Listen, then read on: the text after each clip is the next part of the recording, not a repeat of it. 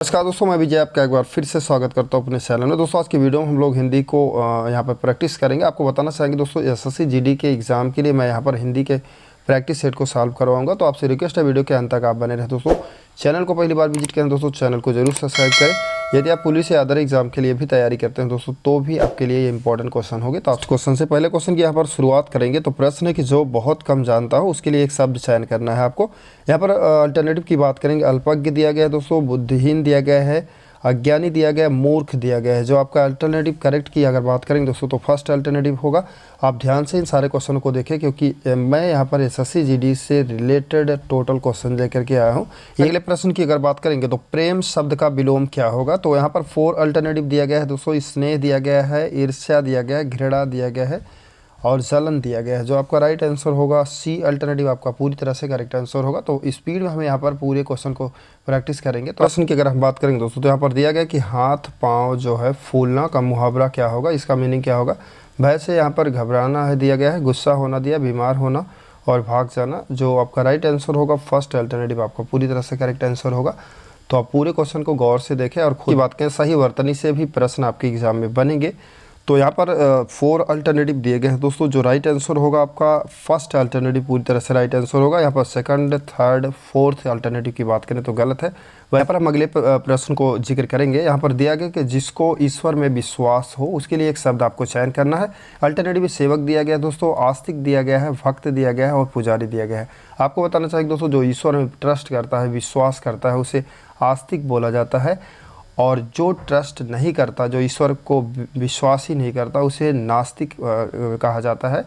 तो यहाँ पे प्रश्न में आपको बताना चाहेंगे कि जो बी अल्टरनेटिव है प्रश्न अकॉर्डिंग आपका पूरी तरह से करेक्ट आंसर होगा। अगर बात करेंगे दोस्तों, तो दिया गया है कि दिए गए वाक्य का वह भाग ज्ञात करें जिनमें कोई त्रुटि है। तो त्रुटि से रिलेटेड भी आपके एग्जाम में प्रश्न बनने वाले हैं, तो अच्छे से आप प्रैक्टिस कर लें। यहाँ पर दिया गया है कि कुछ प्रचलित बैंकिंग शब्दों में ज्यों त्यों अपनाया गया है। तो अल्टरनेटिव आपका दिया गया कौन करेक्ट नहीं होगा दोस्तों। फर्स्ट अल्टरनेटिव ज्यों त्यों जो आपका दिया गया यही पूरी तरह से करेक्ट नहीं है। मतलब कि प्रश्न के पूछने के अकॉर्डिंग यहाँ पर त्रुटि की बात करेंगे दोस्तों, तो फर्स्ट अल्टरनेटिव ही आपको यहाँ पर त्रुटि नज़र आएगा। बाकी के अल्टरनेटिव में आपको त्रुटि नहीं है। बी, सी, डी में ऐसी कोई प्रॉब्लम नहीं है, बल्कि फर्स्ट में ही प्रॉब्लम की बात करेंगे दोस्तों। तो आपके एग्जाम में सही वर्तनी से भी प्रश्न उठेंगे, 1 या 2 प्रश्न। तो यहाँ पर ध्यान से आप समझेंगे जो शब्द आपके दिए गए हैं कौन सा राइट आंसर होगा दोस्तों। फिलहाल यहाँ पर सरल है। आपको बताना चाहेंगे कि सभापति जो होगा आपका दोस्तों डी अल्टरनेटिव में जो शब्द लिखा गया वही पूरी तरह से करेक्ट होगा। बाकी फर्स्ट, सेकंड, थर्ड अल्टरनेटिव में जो विकल्प दिए गए हैं वो पूरी तरह से गलत होंगे। तो यहाँ पर दोस्तों अगले प्रश्न की बात करेंगे। तो दिए गए वाक्य में रेखाकृत खंड को जो प्रस्थापित करने के लिए उपयुक्त विकल्प का चयन करें। फिलहाल यहाँ पर कोई वर्ड का जो है रेखाकृत नहीं किया गया दोस्तों, आपको समझना होगा। यहाँ पर दिया गया कि कैकेयी का हृदय अत्यंत जो है निष्ठुर था। तो यहाँ पर जो निष्ठुर वर्ड का इस्तेमाल किया गया है, यहाँ पर क्या होगा। जो 4 अल्टरनेटिव अगर हम यहाँ पर डिसाइड करेंगे दोस्तों, तो कठोर जो वर्ड का इस्तेमाल किया गया है वही पूरी तरह से राइट आंसर होगा।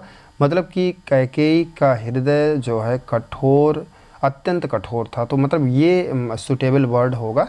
तो यहाँ पर जो फिलअप होगा दोस्तों बी अल्टरनेटिव आपका पूरी तरह से फिलअप किया। तो यहाँ पर अगले प्रश्न को फिर से देखेंगे तो यहाँ पर भी वही कंडीशन है जो इससे पहले मैंने प्रश्न आपको बताया। कह रहा कि उस जल स्रोत को देख करके मेरा चित्त प्रफुल्ल हो गया। क्लियर। तो यहाँ पर वर्ड जो इस्तेमाल किया गया प्रफुल्ल को, वह यहाँ पर एक्चुअली प्रसन्न वर्ड जो इस्तेमाल किया जाना चाहिए था। डी अल्टरनेटिव जो दिया गया दोस्तों वही आपका पूरी तरह से करेक्ट आंसर होगा। तो अगले प्रश्न की बात करेंगे तो आपको बताना चाहेंगे कि यहाँ पर साइनोनिम और एंटोनिम से भी प्रश्न आपके एग्जाम में बनने वाले हैं दोस्तों। तो 1 का पर्यायवाची क्या होगा। तो यहाँ पर 4 अल्टरनेटिव आपके दिए गए हैं। कानन जो फर्स्ट अल्टरनेटिव में आपको दिया गया है दोस्तों, कानन का अर्थ भी 1 होता है। मतलब कि यहाँ पर और भी शब्द आपके दिए गए हैं, इन शब्द का भी जो है अर्थ 1 से रिलेटेड है। तो इन शब्दों पर भी आप गौर करें और प्रश्न के अकॉर्डिंग फर्स्ट आपका पूरी तरह से करेक्ट आंसर होगा। पर अगले प्रश्न की बात करेंगे तो प्रश्न है कि दिए गए वाक्य का वह भाग ज्ञात करें जिनमें कोई त्रुटि है आपको। तो यहाँ पर जैसे कि आपके प्रश्न दिए गए हैं कि विद्वानों का अतिरिक्त विद्यार्थियों द्वारा भी कोष का प्रयोग किया जा सकता है। तो अल्टरनेटिव दोस्तों यहाँ पर जो गलत शब्द का इस्तेमाल यहाँ पर किया गया है उसको आपको फाइंड आउट करना है। यहाँ पर दिया गया कि विद्यार्थियों द्वारा भी, और बी अल्टरनेटिव की बात करेंगे दोस्तों तो यहाँ पर दिया गया है कि विद्वानों का अतिरिक्त और कोस का प्रयोग दिया गया है, किया जा सकता है। तो आपको बताना चाहेंगे दोस्तों जो गलत होगा वो पूरी तरह से बी अल्टरनेटिव आपका गलत होगा, मतलब कि यहाँ पर जो त्रुटि है वो बी अल्टरनेटिव में, मतलब कि। और अगले प्रश्न की अगर बात करेंगे तो अगला प्रश्न है कि माता का पर्यायवाची शब्द क्या होगा। फिलहाल यहाँ पर बहुत सारे वर्ड आपको ऑलरेडी मैं दे रखा है, इन सब पर भी आप 100% गौर करें, चूँकि यहाँ से भी एग्जाम में प्रश्न 100% बनने वाले हैं। तो आपको बताना चाहेंगे दोस्तों जो अल्टरनेटिव में यहाँ पर दिया गया है जननी शब्द, वही आपका पूरी तरह से करेक्ट आंसर होगा दोस्तों, क्योंकि जननी का अर्थ भी माता ही होता है। मैया, माई, हम जो भी वर्ड का इस्तेमाल यहाँ पर किया गया है दोस्तों, इन सभी का सेम अर्थ है, तो इन पर भी आप पूरी तरह से गौर करें। और दोस्तों यहाँ पर अगले प्रश्न की अगर बात करेंगे तो रिक्त स्थानों को भरने के लिए उपयुक्त शब्द का चयन करिए। यहाँ पर दिया कि उत्साह एक यौगिक भाव है जिनमें साहस और आनंद का स्पेस रहता है। दोस्तों क्या रहता है आपको भरना है, विरोध रहता है कि अंतर रहता है कि मेल या जोड़ रहता है।